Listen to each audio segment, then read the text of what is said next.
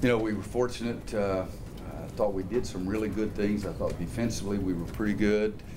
And then all of a sudden at the end we started fouling about every possession, and they were fouling, and our best free throw shooters were missing free throws, and we turned it over, and then Kennedy missed a layup, maybe two inside 6 feet, 6 inches, and it didn't look good, but we kept getting them to take one shot and us rebounding it on the other end. I think they cut it to 8 at one time, but you know, I was very discouraged the way we finished the half because they scored the last 4 points of the half and on easy shots, and we made it extremely difficult, or not extremely, but extremely trying to figure out the right thing to say without cursing or anything. I was really ticked at halftime. If I want the last shot, you know what I want? The last shot. I don't want to shoot the ball with 6 seconds to play and give them a layup on the other end. And so that's my fault as a coach. We've got to get people to understand last shot means last shot. But they scored the last 4 points, and then yet early in the second half we had missed, they had missed, we had make, they had make, and then we had some good plays. But totally for us it's just a weird game at the end. Kennedy rebounded the ball very well.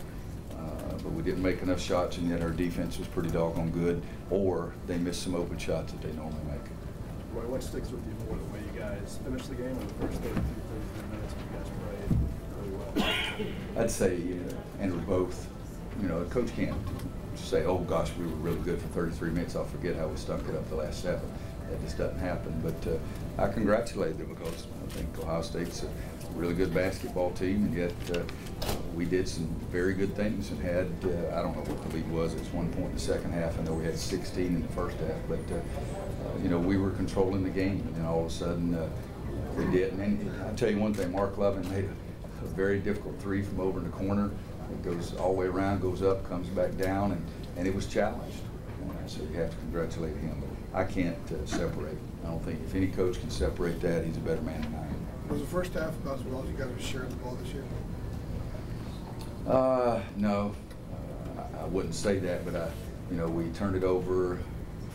We had 17% turnover percentage in the first half, so usually that means that somebody's trying to hit a home run instead of just making an easy play. But I don't think we had anybody in double figures. We had a lot of guys scoring, so we share the ball. We're not a selfish team. We just every now and then you'll make a silly play, and JP trying to throw it in the middle against the zone when the game's on the line, and they bat it up in the air and turn it over. And Kennedy's got 3 guys guarding him, and he's got Marcus Page, who's a pretty good player, standing out there wide open. So what does he do? He fakes the pass to Marcus.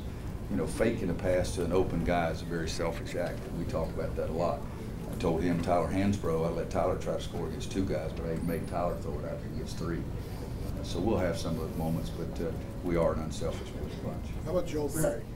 First half, Joel gave us a nice lift. I was mad at the second half because of the loose ball. He should have gotten a loose ball over there on the far corner, but he did some good things. And I guess he's had at least 3 games in a row that he's given us a spark, and hopefully that'll get him started off in good.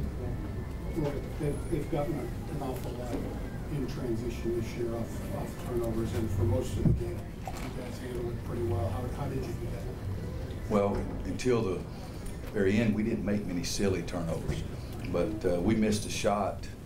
I forget now who missed a wide open shot, and he bounces out, and Bryce tries to stop the fast break high. I mean, Bryce against Shannon in open course, not very smart, so now they have a 3-on-1. I didn't think we did. In fact, I'll put it to this, in the second half, that's what I harped on at the timeout this morning. Anything was sprinting back and getting picked up because I thought that's one of the things that really hurt us. But they've got ball handlers and shooters, and they athletic. They do a better job of making you turn it over, playing the zone than anybody except Syracuse. And I think they really do a nice job of that. Question in the front row here. Coach, what was working so well against their zone, especially in the first half? Well, we had good movement, you know, movement of the ball and movement of the bodies. I always say move yourself and move the ball intelligently, and I think we did that. We didn't make many shots. I mean, I've never seen Marcus Page miss as many open shots as he had in the second half, and 2 layups. But I still think it says a lot about how good we can be, because eventually he's going to start really playing. But I think it's just ball movement and player movement. Question on the far left. Coach, a setting like this is probably good for matching up teams that are obviously top-ranked teams. Do you like this for later on in the season especially? Well, I like it a lot better than I did, you know, against Kentucky and some of those other games that we've lost. But we play, I think I'm right on this, the previous 11 years, I think our schedule's been ranked in the top 25 almost every year. One year it was ranked as the most difficult schedule, and I do believe in playing a tough schedule and hope that gets you ready for later on. I'm extremely relieved. I'm not sitting up here saying I'm as happy as you can possibly be. I don't hear the happy song in my ears right now. We stunk it up down the stretch, and I think we've got to get better there. Question from Teddy on the far right. Hey, Coach, over here. Were you expected to have a big advantage on the inside, or did that surprise a little bit? Well, their zone, there's a big hole right in there below the free throw line, but they're so athletic and quick that sometimes they cover up for it. In practice, trying to get our blue squad to simulate that, we'd throw it in there, and it was a bounce pass and a dunk almost every time. But they can't simulate Ohio State's practicing as much as they do and their athleticism. But, I think the first half, we shoot 52% and we missed a ton of really easy shots. But in the second half, we didn't shoot it as well. Question in the back row. Coach, big win in the house that MJ built. Do you talk to your players at all about that? Do you get any different feelings when you come play in Chicago? Well, I think yesterday's practice was weird for us because it was almost like we were out in left field.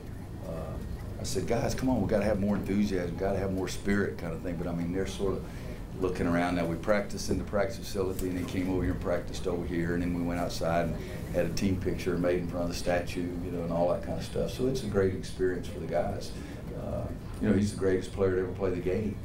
I feel very flattered, very honored that I helped recruit him, helped coach him, consider him a great friend. And every time I come up here, I think of a few times in that locker room after they won World Championships. I was up here 2 times when they won World Championships. One of them may have been even in the old Chicago stadium, I'm not sure, but the house that Michael built will always stand, I can tell you that.